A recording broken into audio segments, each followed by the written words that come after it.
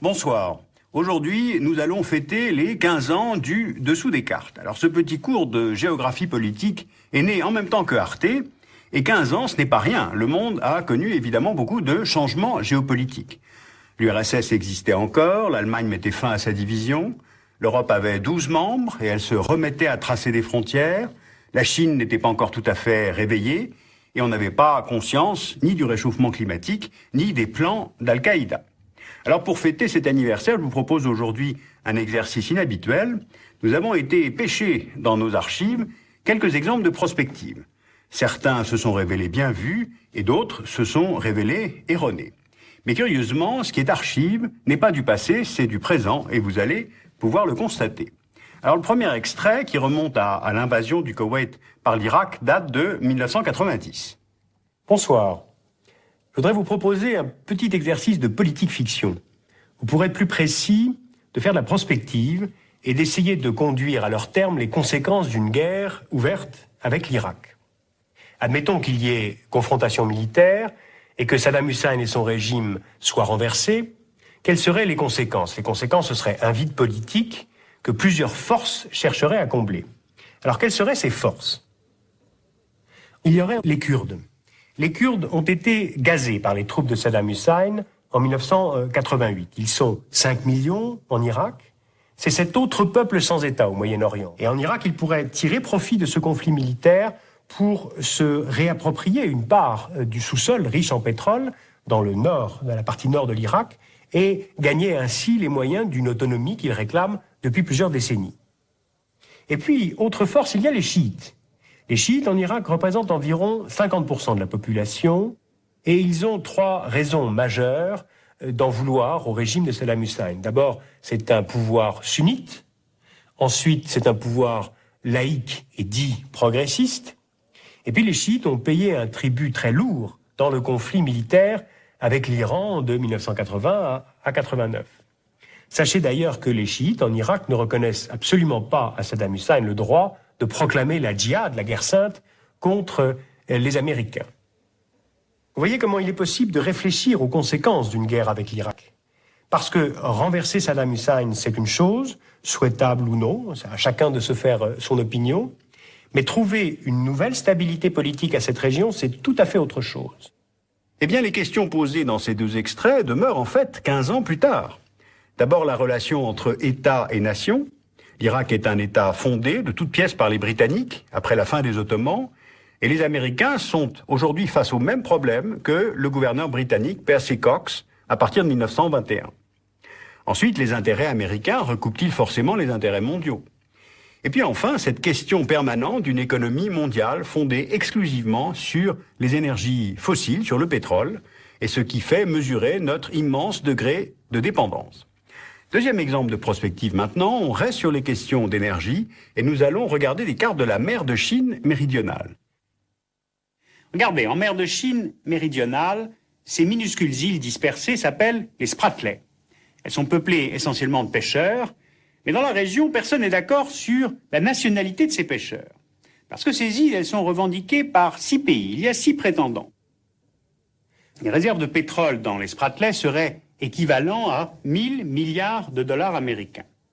Or, à la fin de l'exploitation des gisements dans la province chinoise du Xinjiang, dans 10 ou 15 ans, la mer de Chine du Sud pourrait devenir une sorte de zone de remplacement pour le XXIe siècle, pour le pétrole de la Chine. La Chine prend donc les devants. Eh bien, 13 ans plus tard, on comprend pourquoi ce pays s'organise à l'échelle mondiale pour être importateur de pétrole. Cette tendance se dessinait dès 1991-92 et il fallait, pour le percevoir, mettre en relation certains signaux. C'est l'une des choses très amusantes que permet l'approche pluridisciplinaire. Voici maintenant une 3e tentative de prospective, cette fois en Europe du Nord. L'extrait date de janvier 91. Les pays baltes revendiquaient alors leur indépendance 1 an après la chute du mur de Berlin. Ce n'est sans doute pas dans la valeur économique qu'il faut chercher l'importance des pays baltes pour l'URSS, mais d'abord dans la situation stratégique. Regardez sur cette carte, les ports de Liepaja et Klaipėda, pendant les longs mois d'hiver, ils ne sont pas pris dans les glaces, contrairement à Riga et à Leningrad.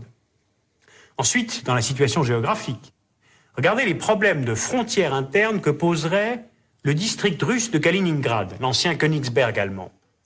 Une indépendance de la Lituanie, ajoutée à la souveraineté de la Biélorussie, qui a été déclarée en juillet 90, isolerait Kaliningrad, le couperait de la Russie, alors que c'est là le seul port militaire russe hors glace.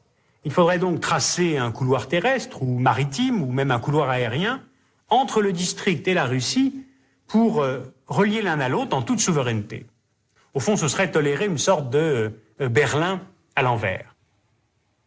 Alors vous voyez, il n'y a jamais de bon moment pour faire des déclarations d'indépendance, même si la période actuelle semble favorable.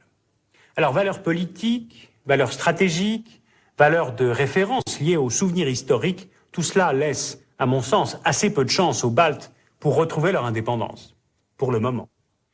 L'erreur de prospective est bien là. Les pays baltes seront indépendants en 1992, tout simplement parce que l'URSS disparaît et Kaliningrad, que vous avez vu sur la carte, se retrouve 10 ans plus tard comme une île au milieu de l'Union européenne. Personne n'avait vu venir l'effondrement de l'Union soviétique, et puis de toute façon, nous sommes tous habitués à des schémas connus, moi compris, presque incapables d'imaginer l'inconnu politique. Dernier exemple qui vient de nos archives, les Balkans. Dessous des cartes a depuis le début une particularité, c'est de revenir sur des dossiers, proposer un suivi, une continuité. Et la région des Balkans, que nous avons traitée plusieurs fois, nous a toujours semblé importante, et vous allez vous souvenir pourquoi. Reprenons la carte des répartitions de population en Bosnie en 1991.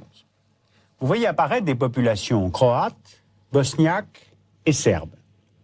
Et comme ici, chaque point représente environ 2500 personnes, ce bon niveau de précision permet de voir les régions où telle population domine, en nombre, ou bien les régions beaucoup plus mixtes.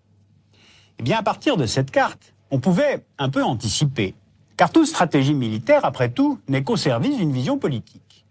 Et celle des Serbes, c'est la Grande Serbie, et cela impliquait d'abord d'établir un couloir pour relier entre eux les Serbes de Serbie, les Serbes de Bosnie et les Serbes de Croatie, et ensuite créer un territoire ethniquement homogène en vidant de leur population les zones à majorité musulmane. En somme, pour les dirigeants européens, qui, rappelons-le, sont tout de même nos propres élus, la purification ethnique n'est plus un casus belli.